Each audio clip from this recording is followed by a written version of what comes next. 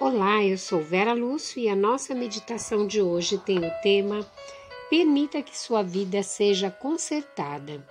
Dispõe-te e desce à casa do oleiro, e lá ouvirá as minhas palavras. Desci à casa do oleiro, e eis que ele estava entregue à sua obra sobre as rodas. Como o vaso que o oleiro fazia de barro se lhe estragou na mão, tornou a fazer dele outro vaso, segundo bem lhe pareceu. Jeremias 18, versículo 2 a 4.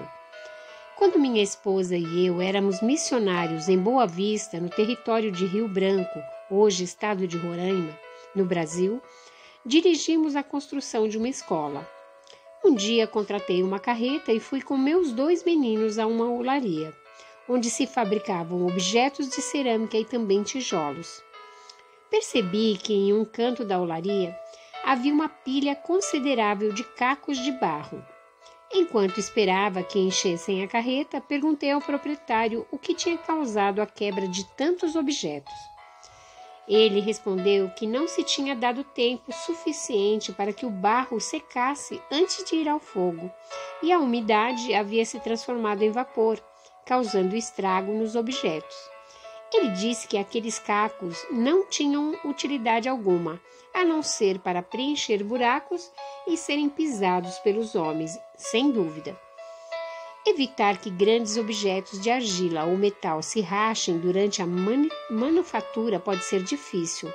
Por exemplo, o Big Ben, o famoso sino pendurado no Palácio de Westminster, em Londres, e que é o mais famoso sino do mundo, rachou-se antes de sair da fundição.